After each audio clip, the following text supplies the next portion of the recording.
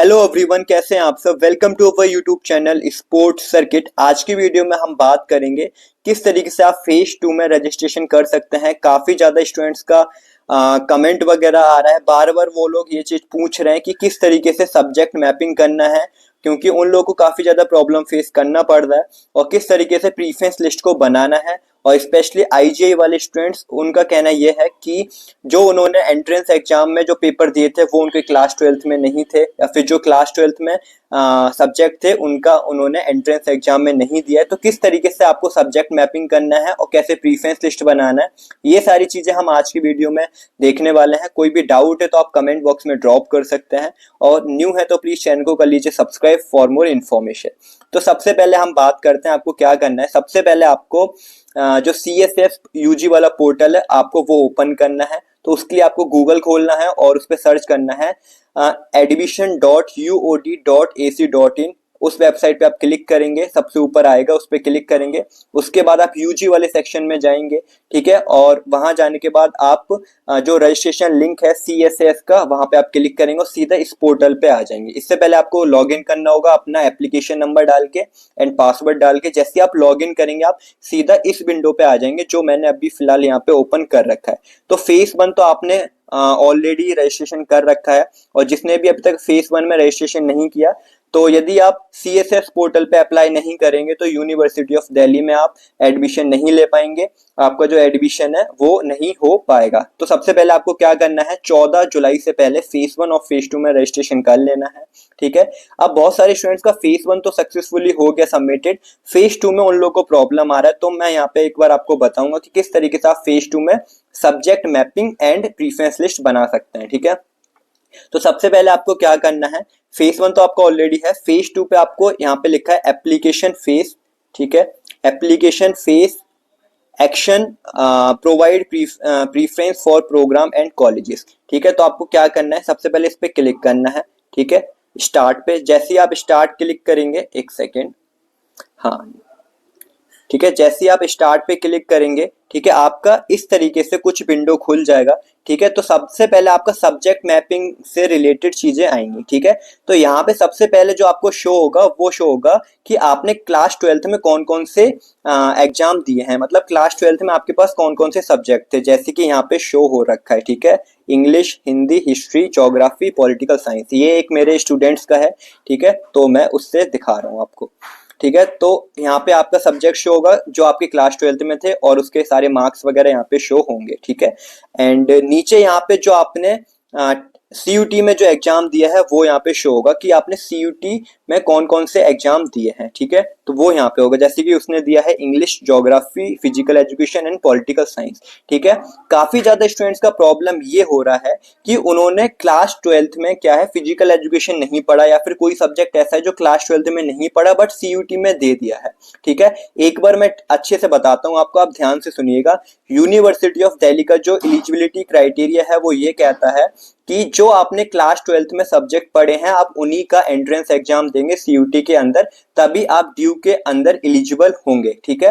क्या है, जो आपने क्लास 12th में सब्जेक्ट पढ़े हैं उन्हीं का आप एंट्रेंस एग्जाम देंगे CUT के अंदर, तभी आप ड्यू के जो एलिजिबिलिटी क्राइटेरिया उसको फुलफिल करेंगे। लेकिन IGI कॉलेज में ऐसा कुछ नहीं है। IGI कॉलेज के लिए सिर्फ कोई भी 4 सब्जेक्ट आपके पास होने चाहिए। यदि 3 सब्जेक्ट हैं या फिर जनरल टेस्ट है तो वो एलिजिबिलिटी आपकी नहीं मानी जाएगी। आपके पास प्रॉपर 4 सब्जेक्ट होने चाहिए, जिसमें या तो एक लैंग्वेज 3 डोमेन हो, या फिर एक लैंग्वेज एक फिजिकल एजुकेशन और 2 डोमेन हो, या फिर 2 लैंग्वेज 2 डोमेन हो। तो इस तरीके से यहाँ पे आपका जो कॉम्बिनेशन है वो रहता है, ठीक है। अब इस स्टूडेंट्स का जो मैंने अभी खोल रखा है, उसके पास क्या है, क्लास 12th में फिजिकल एजुकेशन नहीं था बट उसने एंट्रेंस एग्जाम में फिजिकल एजुकेशन दिया है, ठीक है। जैसा कि यहाँ पे मेंशन है, उसने इंग्लिश का पेपर दिया, ज्योग्राफी का पेपर दिया एंड फिजिकल एजुकेशन का दिया एंड पॉलिटिकल साइंस का दिया।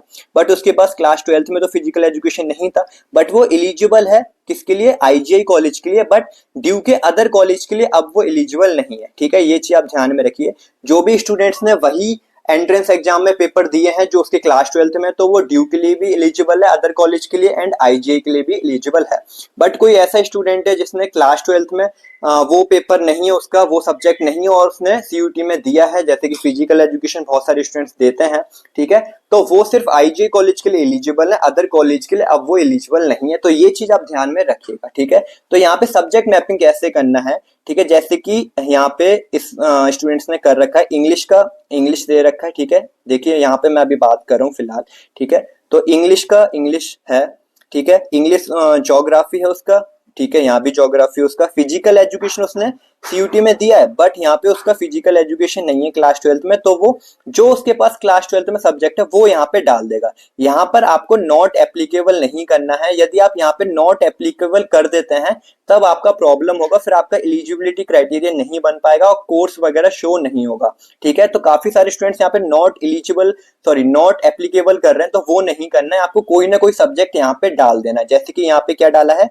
फिजिकल एजुकेशन उसके पास सीयूटी में तो है, उसने फिजिकल एजुकेशन सीयूटी में दिया है, बट उसने जो क्लास 12th में है वो नहीं है उसके पास सीयूटी में, तो उसने हिस्ट्री डाल दी क्योंकि उसके पास हिस्ट्री है क्लास 12th में, ठीक है। तो ये चीज आपको यहाँ पे नॉट एप्लीकेबल नहीं करना है, आपको कोई भी सब्जेक्ट यहाँ पे डाल देना है जो आपके पास क्लास 12th में है, ठीक है। बाकी का पॉलिटिकल साइंस उसने सीयूटी में दिया है और पॉलिटिकल साइंस उसके पास क्लास 12th में भी है, तो ये उसके क्लास 12th के 4 सब्जेक्ट हो गए और ये उसके सीयूटी के 4 सब्जेक्ट हो गए, ठीक है। तो इस तरीके से आपका बन गया ये सब्जेक्ट मैपिंग। आपको नॉट एप्लीकेबल नहीं करना है, मैं बार बार बोल रहा हूँ, ठीक है। आपको कोई ना कोई सब्जेक्ट वहां पे डाल देना है, आप आईजे कॉलेज के लिए एलिजिबल रहेंगे, कोई दिक्कत की बात नहीं है, ठीक है। ये जो ऑप्शन देख रहे हैं आप यहाँ से अपडेट कर सकते हैं, आप अपनी मैपिंग को, ठीक है, यहाँ से कोई भी डिटेल है उसको अपडेट कर सकते हैं, ठीक है।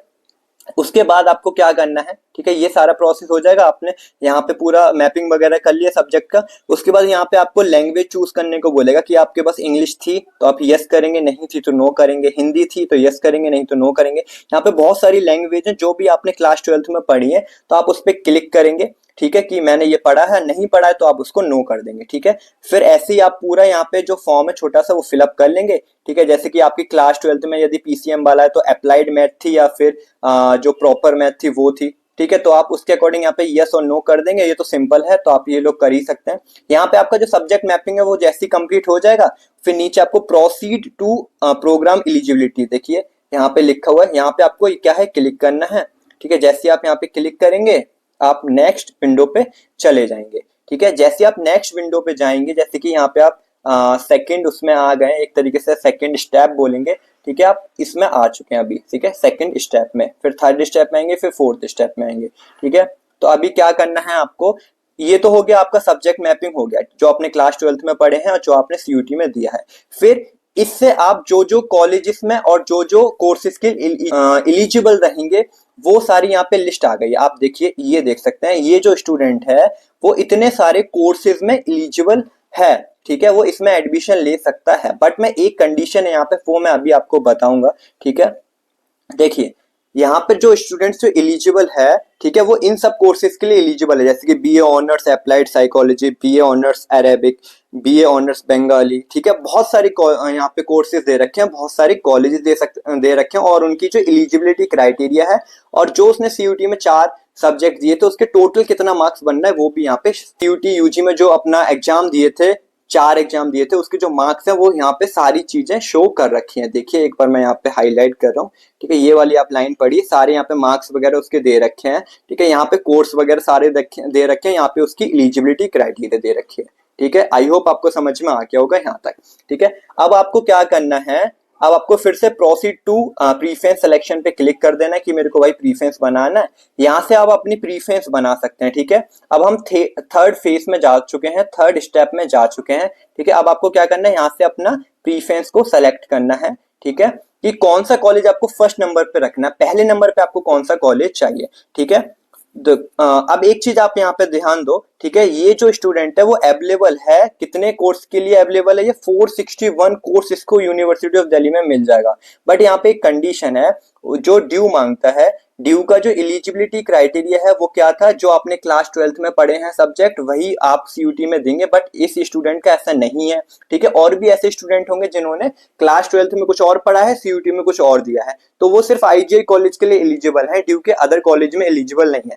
तो आप अपना प्रीफरेंस लिस्ट तो बना सकते हैं, आपको सीट भी अलॉट हो जाएगा, बट जब आपका डॉक्यूमेंट वेरिफिकेशन होगा, जब आपका एडमिशन मिल जाएगा, फीस जमा हो जाएगा लास्ट में, तो उस टाइम पे वो लोग पूछेंगे कि आपका क्लास 12 में कुछ और सब्जेक्ट था, आपने CUT में कुछ और दिया है, वहां पे आपका जो एडमिशन है वो रिजेक्ट हो जाएगा, तो वहां पे आपको फिर थोड़ा उदास होना पड़ेगा। तो आपको ये चीज पहले से ही समझना है कि यदि आपने अदर सब्जेक्ट का एग्जाम दिया है क्लास 12 के अलावा, तो आप ड्यू के अदर कॉलेज में एलिजिबल नहीं है, ठीक है। आपका एडमिशन हो जाएगा, बट लास्ट में जाके वो एडमिशन कैंसिल हो जाएगा। तो आपको पहले ही अपना प्रीफरेंस वगैरह ऐसा नहीं बनाना है, बेकार में इतना टेंशन नहीं लेना है, ठीक है। जो भी स्टूडेंट्स का ये कंडीशन है, तो वो सिर्फ IGI कॉलेज को टारगेट करे, तो आपका एडमिशन हो जाएगा, अदर कॉलेज में नहीं होगा, ठीक है। एडमिशन हो जाएगा, बट लास्ट में जाके रिजेक्ट कर दिया जाएगा, ठीक है। तो वो एलिजिबल तो बहुत सारे कोर्सेज में है, ठीक है, जो भी यहाँ पे लिस्ट आ रही है, बट उसका जो एडमिशन है लास्ट में जाके कैंसिल हो जाएगा जब उसका डॉक्यूमेंट वेरिफिकेशन होगा। तो यहाँ पे सबसे लास्ट में दे रखा होगा BSc physical education, BSc physical education, health education, sports science, ठीक है। तो उसके लिए आप एलिजिबल हैं, तो वो आप अपना फर्स्ट प्रीफरेंस में डाल सकते हैं, जैसा कि ये भाई ने डाल रखा है, ठीक है। तो देखिए एक बार हाईलाइट करता हूँ, इसने अपनी प्रीफरेंस लिस्ट बना रखी है।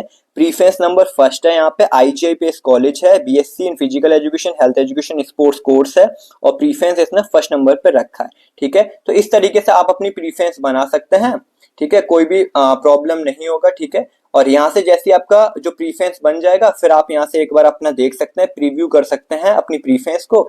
देखो यहाँ पे सिंपल है, यहाँ पे जो प्रीफरेंस है वो IGI कॉलेज फर्स्ट नंबर पे डाल दिया। ऐसी यदि आप और कॉलेज डाल सकते हैं, यदि आप एलिजिबल हैं, आपका सब कुछ बढ़िया है, जो आपने क्लास 12 में पढ़ा है उन्हीं का आपने CUT में दिया है, तो आप एलिजिबल हैं अदर कोर्सेज के लिए, तो सेकंड नंबर पे वो डाल दो। Third, fourth, fifth, six, seventh, eight, ऐसे अपनी प्रीफरेंस लिस्ट आप बना सकते हैं, और इसको यहाँ से सबमिट कर सकते हैं प्रीफरेंस लिस्ट। जैसे कि जैसे आप यहाँ पे क्लिक करेंगे सबमिट प्रीफरेंस लिस्ट, यहाँ पे आपका सक्सेसफुली जो प्रीफरेंस लिस्ट है वो सबमिट हो जाएगा, ठीक है। तो यहाँ पे आपका सब्जेक्ट मैपिंग भी हो गया इजीली, और आपका प्रीफरेंस लिस्ट भी बन गया। तो इस तरीके से आपको प्रीफरेंस लिस्ट बनाना है फेज 2 के अंदर। और जो फेज 3 के अंदर जो सीट अलॉट होगा, जो स्पोर्ट्स कोटा वाले स्टूडेंट्स हैं और जो IGI कॉलेज वाले स्टूडेंट्स हैं, उनका जो सीट अलॉट होगा वो 28 जुलाई को होगा, ठीक है। और जो भी स्टूडेंट अदर कोर्सेज के लिए टारगेट कर रहे हैं यूनिवर्सिटी ऑफ दिल्ली में, उनका जो फर्स्ट राउंड आएगा, जो पहली लिस्ट आएगा मेरिट की, वो 19 जुलाई को आने वाला है, ठीक है।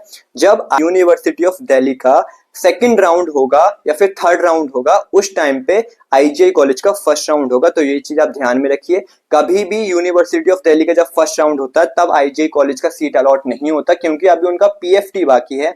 जो आप लोगों का फिजिकल फिटनेस टेस्ट है वो 15 से 20 जुलाई के बीच में होने वाला है। 2 से 3 दिनों के अंदर आपका जो शेड्यूल है वो जारी हो जाएगा। जैसे ही कोई अपडेट आएगा मैं आप लोगों तक इन्फॉर्म करूंगा। तो आपको चैनल को सब्सक्राइब करना है, ठीक है, और टेलीग्राम को ज्वाइन करना है, क्योंकि जो भी छोटे मोटे अपडेट रहेंगे वो मैं वहां देता रहता हूँ। आई होप आपको ये सारी चीजें क्लियर हो गया होगा, मैंने बहुत अच्छे से और डिटेल में बताया है सारी चीजें, ठीक है। आई होप आपको सारी चीजें अच्छे से क्लियर हो गया होगा। अभी भी कोई डाउट है तो इंस्टा पे DM करो, कमेंट बॉक्स में ड्रॉप कर दो, ठीक है। तो मिलते हैं हम नेक्स्ट वीडियोस में, अभी के लिए बाय बाय।